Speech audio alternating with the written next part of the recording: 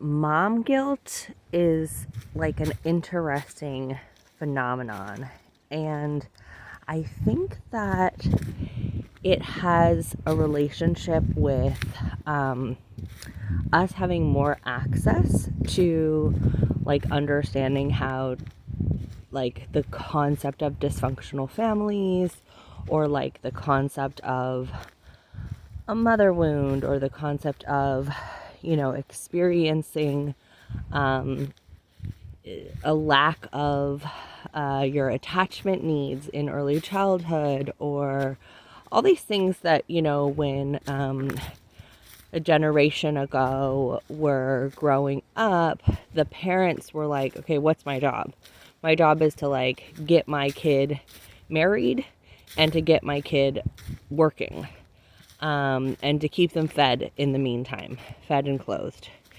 And there wasn't a like, I need them to be like fulfilled and integrated and conscious and securely attached and emotionally resilient, right? And so we've kind of swung to the other side where the pressure then was like, you just need to be married and having a job. And we like, beat kids to get them there. Now we've swung to the other side where it's like so important for them to be emotionally involved and like integrated and securely attached and autonomous and fulfilled, that we're putting as much pressure on them and ourselves as parents, as it was before, with just a different side of the spectrum, which is how pendulums work, right? They just swing to one side and then all the way to the other side. And so, I'm in an ongoing way inviting myself and others to consider that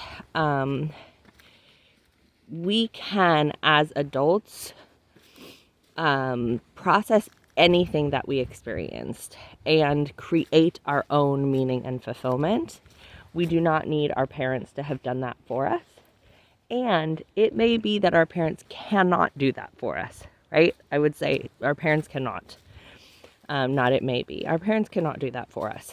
And so while I certainly, am very interested and motivated in my own life as a parent to open up invitations for my kid to consider the systems that may convey, you are only worthy or good or valuable if you have, sort of the systemic shaming that our culture has around individualism and wealth and self-responsibility and all those kind of things. I'd like to create like an open environment for exploration of those, but I also want to continually remind myself that my child's life is not, like, meaning in life is not dependent on what I can or cannot do as a parent. And that my role as a parent is both to celebrate my child and to fail my child, because that's our job in every relationship, is to celebrate the person and fail them, because we don't know how to not do that, right? I don't think there's any relationship that exists on the planet where there's unconditional love. And I think that is a part, like an intrinsic part of experiencing separation. And so when we ask ourselves as parents to not have that be a part of the relationship we have with our child, we shame ourselves or blame ourselves or experience deep ongoing guilt about times when we have failed our child or reinforced separation for our child. I think it's denying reality. So there's an immaturity to it, and there's a lack of radical acceptance, right? It's like whenever we are asking for perfection, whether it's in ourselves or others, there's an immaturity in it, because it's like, yeah, that's not something that is attainable. So when you ask for something that's not attainable, it's both an immaturity and a cruelty, really. A cruelty to ourselves when we ask something of ourselves that we don't have the capacity to offer, and a cruelty to others when we ask something of them that they don't have the capacity to offer. And the thing that I come back to that is most reassuring when I'm tempted to be like, oh, I've ruined my child's life, which when I first said that at the beginning of finding out that I was going to be experiencing divorce, I said, I ruined my child's life. And my friend said, if you say that, then you will, right? But even that, I don't think so. My child has a whole beautiful life of possibilities, regardless of what happens in childhood. And I can speak confidently to that because I have experienced all sorts of unreconciled childhood experiences that really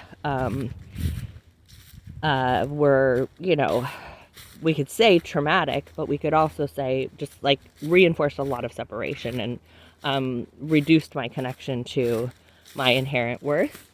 And I have spent the last decade exploring that and rebuilding my connection with my inherent value. And it's going to be an ongoing rest of my life process. But I have, been able to find the resources and support. And I've been very privileged in being able to access a lot of it. But I would say a ton of it has just been free from YouTube and library books to explore what makes my life worth living, and to create meaning and fulfillment within the reality of my life without needing anything about my parents to change. I spent several decades trying to change them, and that was deeply unfulfilling and made me feel really horrible. And once I started dialectical behavioral therapy and was offered the idea of radical acceptance or radical acknowledgement, these are the parents that I have. This is the history that I have. And how do I make meaning out of it? I like to think of like the Iron Chef. If you haven't watched the Iron Chef, it's one of my favorite shows. But it's a cooking competition, and basically they get a mystery ingredient. And they have to make something out of the mystery ingredient. And that's what life is like for me. We get a mystery ingredient. We get whatever parents we had, whatever culture, whatever class, whatever, heritage that we just were given. That's the mystery ingredient. And now we get to make a life out of it. And it may be that it's not your favorite ingredient, but that's a part of the experience, is that you get something that is maybe not your favorite, maybe not what you would have chosen, and then you make meaning out of it. And our children have that right. They have that capacity. Every human is born with that capacity to make a life worth living out of anything that they've been given. I do believe that because I have seen that across so many different experiences through my 10 years in dialectical behavioral therapy classes with people from every walk of life who have created life worth living for themselves, regardless of how difficult their lives have been. And so our children have that capacity, and they don't need us to give them that. We can certainly make it easier, but we could do everything in our capacity, and they could also have miserable lives, and that is also their right. And so I think part of the sort of tricksterness of mom guilt is you are saying, I am bad if my kid doesn't have the version of life that I think is good. And that doesn't seem very, that seems really controlling to me. You know, in Al-Anon, they say that help is really just another word for control. And gosh, you know, isn't that exactly what I experienced? Was parents who said, if you don't have the life that we think is good, then we're bad. And so why would I put that on my child? How do I know, you know, he has the right to experience pain and hardship and depression and anxiety and suicidality as much as he has the right to experience, you know, self-worth and excitement and fascination and inspiration and joy and connection. He has the right to the life that is his. It is not my life to live. It is not my life to, it's not my job to determine what will make his life worth living. And if I put on him that he needs to experience certain things that I think are good in order to have a life worth living, and convey like I'm bad because you don't have the life that I think is good, that seems like a mind fuck. So, all of that to say, I do really, really have total faith in our children's capacity to create a life worth living, regardless of what we do. And I do not feel that the pressure to be a perfect parent is helpful. I feel it's harmful to both ourselves and our children. I feel that open conversations like, hey, I really, let's say you snap at them as they're trying to get out the door and you tell them like, get to school, and you're a little harsh, okay?